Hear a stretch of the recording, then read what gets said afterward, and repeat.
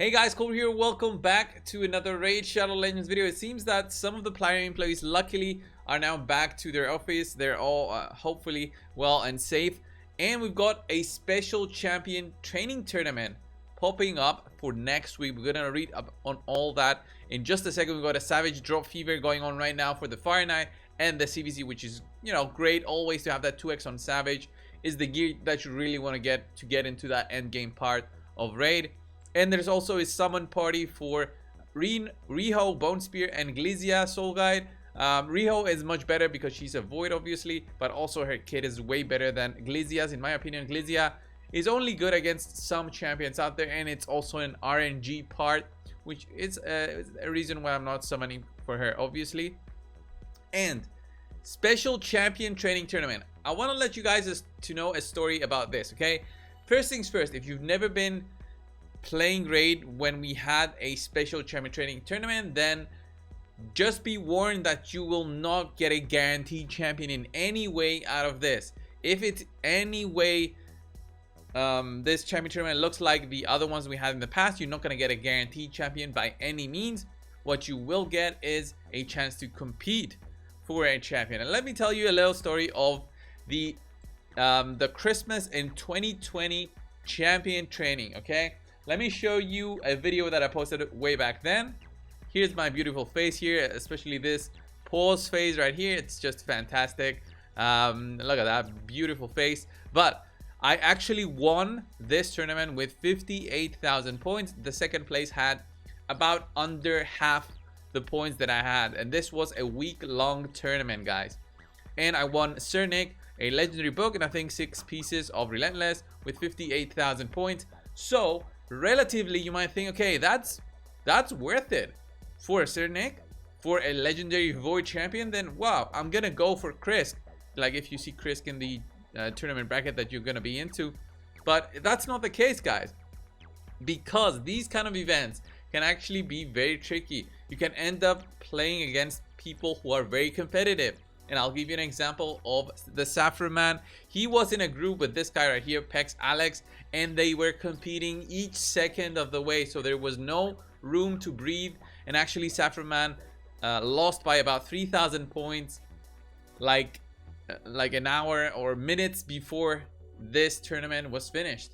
And he unfortunately lost. And that's how this can possibly go. You can end up wasting 100,000 points worth of resources that you're gonna buy with your own money and end up with a Jinkle Hunter or anything equivalent of that and not get the legendary champion. So there's only gonna be one winner. Hopefully, well, not hopefully, but well, supposedly it's gonna be like this. We don't know yet, because here in the news section, guys, we have 4 champions here in the image, and they say you will have a chance to take first place to add one of these amazing champions to your collection to take first place. So from our understanding and the way that they've made everything here look, it seems that every one of these rewards will be the first place reward, and each one of them will be depending on your level in Raid. Okay, this is very important. Level in Raid, what does that mean? So I'm assuming that me level 100, I'll have Krisk in my group bracket. Okay, that's pretty much straightforward. My free-to-play account, which is level 40, high chance it's gonna have Royal Guard. If it doesn't and has Mountain King, it's gonna suck because Mountain King is not that amazing for a new account, but I don't think it's gonna have Mountain King.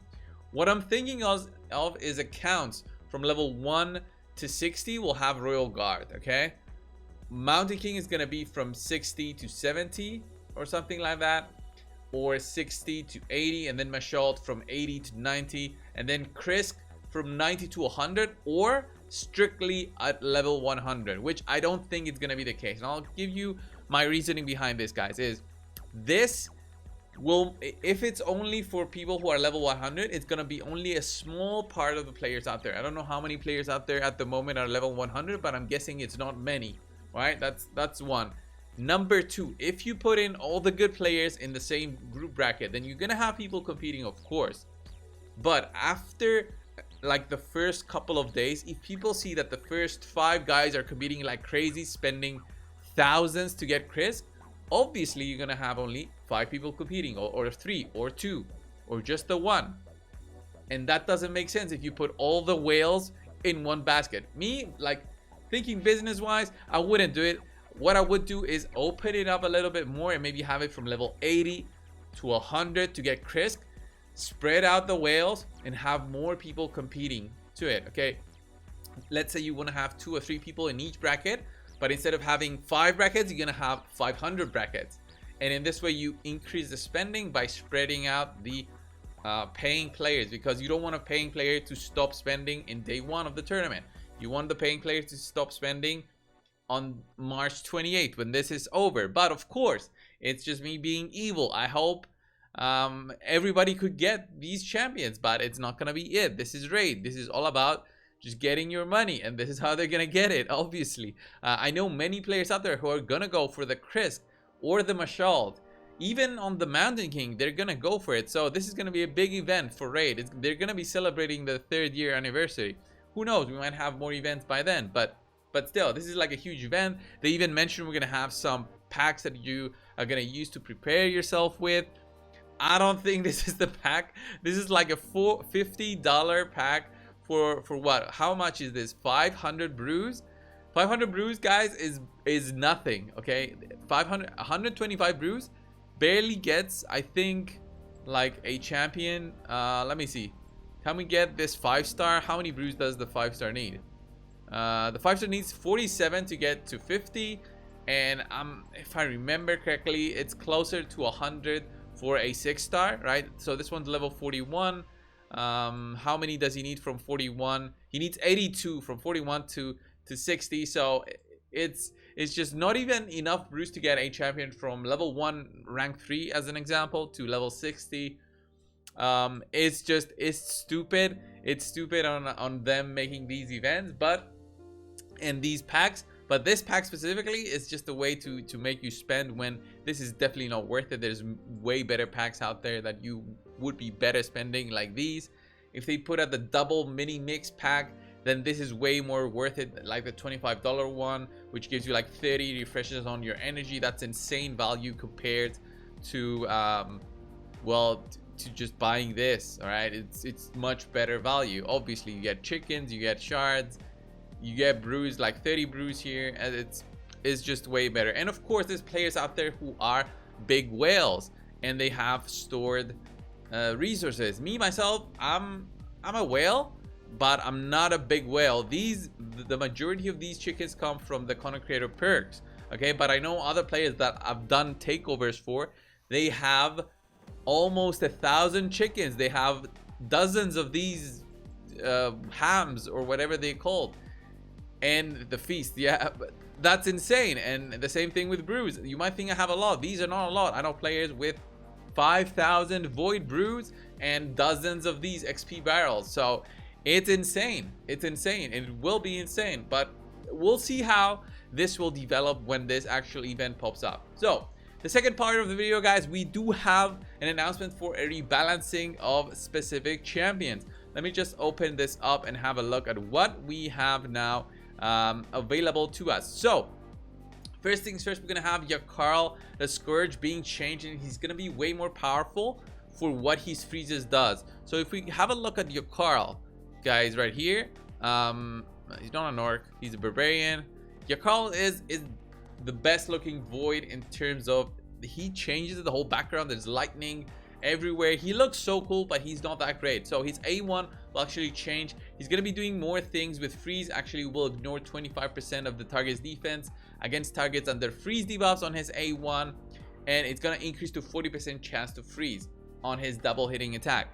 Also, his A2 will ignore 50% of the target's defense against targets under freeze debuffs. Insane boosts here in terms of single target potential. And then his A3, which is going to be the biggest change of them all, is now going to be an AoE attack. So attacks all enemies, 75% chance to place a freeze debuff for 1 turn. I don't know if the books will change this to 100%, but it will be insane if it did.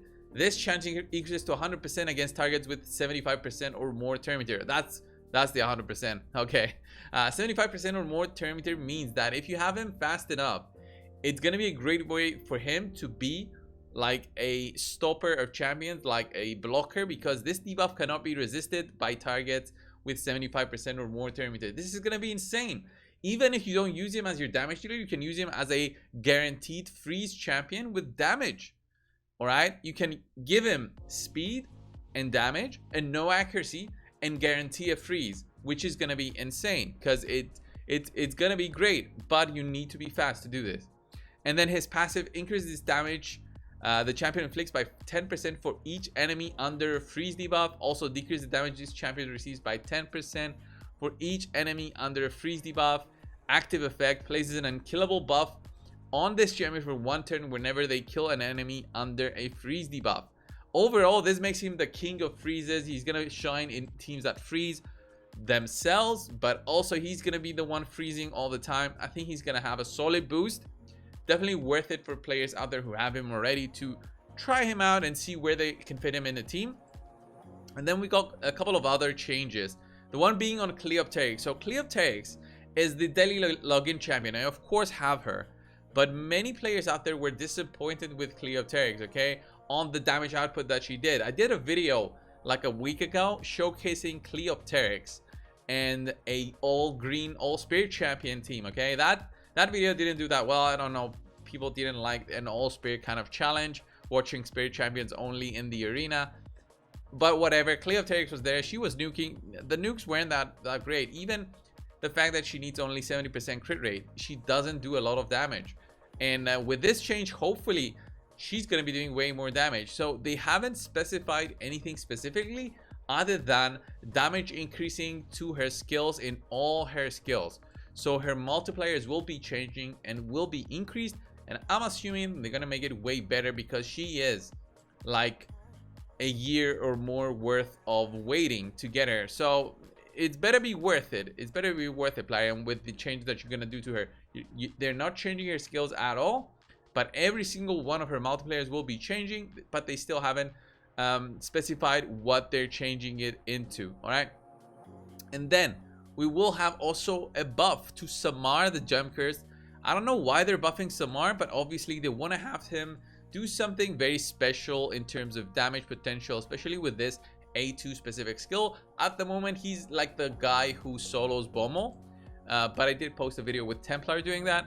So Samar will be soloing more stuff, I'm guessing, with his increasing damage, or he will be used as maybe something else with also stealing buffs and then double hitting.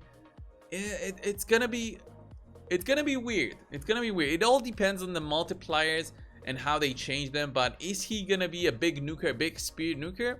Who knows? He's an HP based champion where he is outshined by HP based epics. So Magnar, if you think about his double hitting attack, definitely hits way more than what this guy does. And I mean, Magnar is an epic, and Samar can get a +4, but still he's gonna be outshined by Magnar. We'll see when the multipliers are released and we maybe get to test the champion out. I have no idea, guys. Then we got 2 more champions, guys. Scartorsis is gonna have his cooldowns changed a little bit. So Scartorsis is a renowned cleanser. You might have seen him sometimes in arena, but he's not oftenly used. So he has this skill right here with a 5-turn cooldown. This is going to go to 4 turns when it's fully booked. And what he will do is first cleanse and then do the healing. So they're going to change the order a little bit. That's what they do usually when they do some rebalancing to champions. They first do the cleanse and then they do the healing. And it also going to be, the healing is going to be based on the number of buffs removed, or debuffs removed from your champions.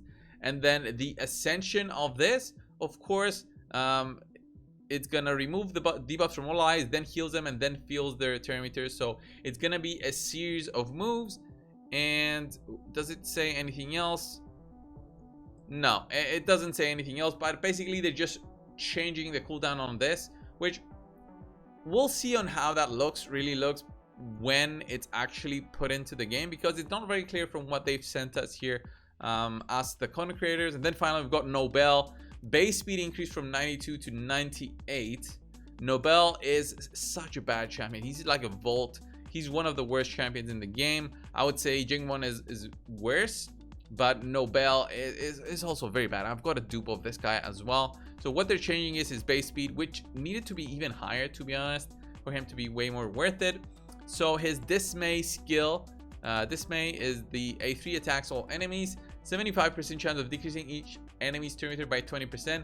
This will actually be 50%, which is a lot, but still, you want to have this as no accuracy needed, so cannot be resisted. This is the way to go with attack-based champions, having these sorts of skills. You cannot have an epic champion like Genbo have his A2 with a cannot be resisted, removal of buffs, removal of swift parry, and any kind of unkillables, and then you're gonna have a legendary champion who is way harder to get and not have any way of you know, at least having that resistance. A conditional maybe is something like what they're doing to Yakarl, but no, they don't have it on Nobel. And then for his passive, whenever an enemy's turn meter is fully depleted by any champion, has a 75% chance of placing a true fear debuff on them. So this becomes 75 and then 100% when this guy is fully booked. I don't like it because there's not that many champions out there who can fully deplete a turn meter. They can reduce the turn meter, but fully deplete, that's the job for Warlord. And I mean, if you're gonna be facing a Warlord and he gets to move, the turn meter depletion is the least of your concerns. If the enemy Warlord gets to move, you got your cooldowns increased and the arena fight is pretty much over. You're locked out in terms of you're just doing your A1s, your default skills, and that's it. So this was the video, guys. Big things coming into raid. Hopefully we'll get some more news. I'm excited, so we get some movement back from the company. I did not expect it, honestly, so soon after everything, but definitely this is gonna be a cool thing to see when we get more and more events popping up within the whole raid thing. And maybe we get some news about the 3rd year anniversary kind of event, some freebies maybe, hopefully. So thank you guys for watching. Subscribe if you haven't already, and I'll see you guys in the next one. See ya.